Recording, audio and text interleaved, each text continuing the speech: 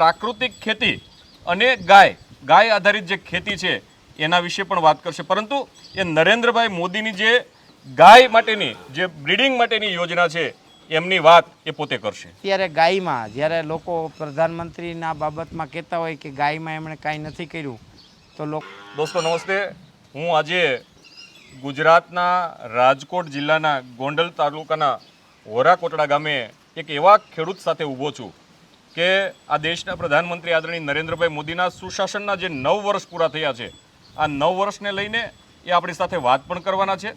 સાથે સાથે એ પ્રાકૃતિક ખેતી અને ગાય આધારિત જે ખેતી છે એના વિશે પણ વાત કરશે, પરંતુ એ નરેન્દ્રભાઈ મોદીની જે ગાય માટેની જે બ્રીડિંગ માટેની યોજના છે એમની વાત એ પોતે કરશે.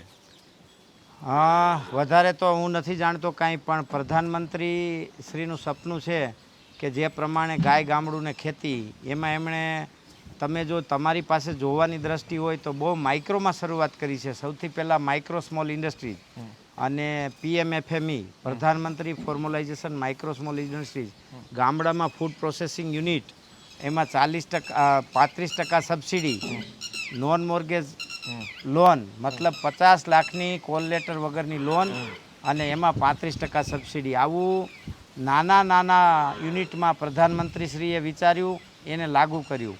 એવું જ અત્યારે ગાયમાં જ્યારે લોકો પ્રધાનમંત્રીના બાબતમાં કહેતા હોય કે ગાયમાં એમણે કાંઈ નથી કર્યું તો લોકો ઝીણી નજરથી જોવું પડશે અને એને સ્વીકારવું પડશે કે બ્રીડ મલ્ટિપ્લિકેશન ફાર્મ રાષ્ટ્રીય ગોકુલ મિશન અંતર્ગત બ્રીડ મલ્ટિપ્લિકેશન એટલે કે તમે બ્રીડને મલ્ટીપ્લાય કરો, એના માટે સરકારશ્રી 2 કરોડની સબસિડી આપે છે અને ટોટલ 4 કરોડનો પ્રોજેક્ટ છે. જેને ગાયું રાખવી જ હોય, દેશી ગાયું ઇન્ડિજિયસ બ્રીડ, એના માટે આ ખૂબ સારી યોજના છે અને પ્રધાનમંત્રી માટે હું લાખ અભિનંદન આપીશ.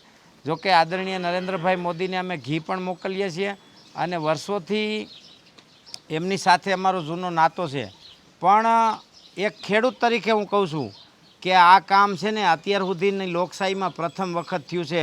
બ્રીડ મલ્ટિપ્લિકેશન ફાર્મ, તમે બ્રીડને ડેવલપ કરો, નવી જનરેશન તૈયાર કરવા માટે ઉત્તમ જનરેશન, એમાં NDDBના સહયોગથી અને NDDBના માર્ગદર્શનથી તો સારામાં સારી બ્રીડ તૈયાર થાય એના માટે સરકારશ્રીના 2 કરોડ રૂપિયા ડાયરેક્ટ ખેડૂતના ખાતામાં ગ્રાન્ટ, સબસિડી, કોઈ જાતની કોઈ વચેટિયાગીરી નહીં અને સીધા જ આપણા લોન એકાઉન્ટમાં 2 કરોડ રૂપિયા પહેલાં જમા થાય અને પછી કામ ચાલુ કરવાનું. આવું ઉત્તમ ઉદાહરણરૂપ કહી શકાય. આ ભારતના ઇતિહાસમાં પહેલી વખત એવું થયું કે દિલ્હીથી પૈસા આવે, સીધા ખેડૂતના ગોપાલકના ખાતામાં આવે ને પછી કામ કરવાનું.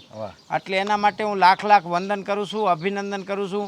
અને આવી ગામડામાં અસંખ્ય યોજનાઓ છે જેને આપણે ઝીણી નજરથી જોતા નથી. ઝીણી નજરથી જોઈ અને આને લાગુ કરીએ ને તો ગામડામાંથી એક પણ ખેડૂતના દીકરાને રોજગારી માટે પરગામ કે પરદેશ જવાની જરૂર રહે નહીં.